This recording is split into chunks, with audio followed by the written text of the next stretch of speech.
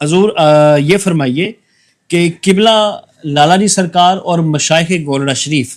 آپ کی تعلیمات کا برصغیر کی روحانی، سماجی، سیاسی زندگی پر کیا اثر نظر آتا ہے، اور کس حد تک آپ کی زندگی اثر انداز ہوئی بھی ہے، اور خصوصاً بالخصوص آزادی کے جو دور تھا، تو اس دور میں جو اصلاحی تحریکیں تھیں ان سے بھی ان بزرگوں کی وابستگی ملتی ہے، تو میں چاہوں گا کہ اس کو ذرا بیان کریں۔ واہ کیا بات ہے، آج تو ایسے لگ رہا ہے جیسے آپ نے وہ میرا پی ایچ ڈی کا وائوا جو ہے نا وہ یہی سوال پنجاب یونیورسٹی کے وائس چانسلر نے جب میرا وہ بورڈ آف اسٹڈی کی میٹنگ ہوئی تھی، اچھا، اس میں انہوں نے یہ سوال کیا جو آج آپ نے کر لی۔ واہ، یہ آپ کا فیض ہے حضور۔ وہ جناب محترم اشفاق صاحب ماشاءاللہ آپ جو ہے نا خود بہت خوبصورت انسان ہیں، اور پتہ نہیں کہاں سے سوال بنا کے آپ جو ہے نا حضور آپ کی نکال رہے محبت ہیں۔ ہے، ہاں جی، تو آپ کا تصرف ہے حضور بس۔ یہ خانوادہ مہریہ کا جو ہے نا وہ ایک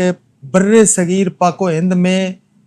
اظہر من الشمس کے طور پہ جو ہے نا ان کی خدمات سامنے ہیں۔ مثلاً اس کو اب پورا اسکول آف تھاٹ جو ہے نا وہ دبستان مہریہ کے طور پہ باقاعدہ یہ تحریری اور مقالات میں اور مختلف جگہوں پہ بر صغیر پورے میں دبستان مہریہ کے طور پہ یاد کیا جا رہا ہے کہ یہ اب کوئی چھوٹی موٹی 1 2 4 کتابیں نہیں ہیں، اچھا، یہ ایک پورا دائرۃ المعارف ہو گیا ہے، اور یہ دبستان مہریہ کے طور پہ سامنے ہے۔ ان کا اٹھنا بیٹھنا چلنا پھرنا ایک طرف، لیکن ان کی تحریری خدمات اور تقریری خدمات جو ہیں وہ پوری دنیا ان کو جانتی ہے۔ کیا بات۔ اب دیکھیں انگریز کا دور تھا، برطانیہ کا مطلب ہے وہ راج تھا، تو اس وقت حضرت قبلہ پیر مہر علی شاہ صاحب رحمۃ اللہ علیہ آپ کے والد گرامی نے آپ نے اپنوں کے ساتھ جو محبتیں کی تو وہ تو کی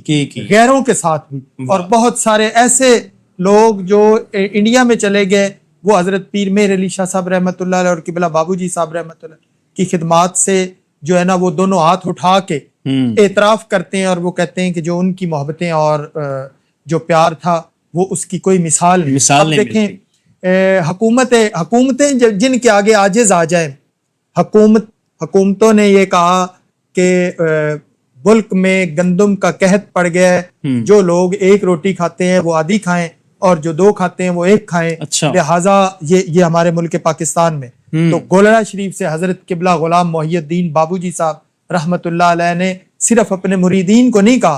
کہا کہ جس کو کسی جگہ سے روٹی نہ ملے وہ گولڑہ آ جائے۔ واہ، تو یہ دیکھیں یہ اتنی بڑی بات، یہ نہیں ہے کہ جن کے حکومتی ڈپو ختم ہو جائیں اور ان کے ذخیرے ختم ہو جائیں تو وہ وہاں پہ شاید بارگاہ رسالت سے حکم ہوا ہے یا بارگاہ خداوندی سے حکم ہوا ہے کہ غلام محی الدین اعلان کر دو، یہ مخلوق یہاں پہ آ جائے اور وہ یہاں سے فیض لے۔ پھر اگر اتنے بڑے فتنے کے حوالے سے بات کی جائے تو اس کے لیے پیر مہر علی شاہ صاحب رحمۃ اللہ علیہ نے کبھی ہدیۃ الرسول لکھ دی، تو جس کا جواب نہیں ہے۔ آج لوگ ان کی ایک سطر پڑھنے سے قاصر ہوتے ہیں۔ اتنا بلا کا عالم جیسے علامہ صاحب نے ذکر کیا کہ اتنا شرق و غرب میں جانے جانے والا، اور جن کو حکومت برطانیہ نے سر کا خطاب دیا، وہ حضرت اقبال نے کہہ دیا کہ ہندوستان بھر میں مجھے کوئی دروازہ نظر نہیں آ رہا سوائے آپ کے دروازے کے۔ یہ کوئی عام آدمی کہنے والا نہیں ہے، وہ اقبال اور شاعر مشرق اور حکیم الامت کہنے والا ہے کہ میں نے زمان و مکان اور فلسفہ وحدت الوجود پہ آپ سے کچھ اپنی وضاحتیں جو ہے نا کلیئر کرنی ہے، اور آپ کے پاس میں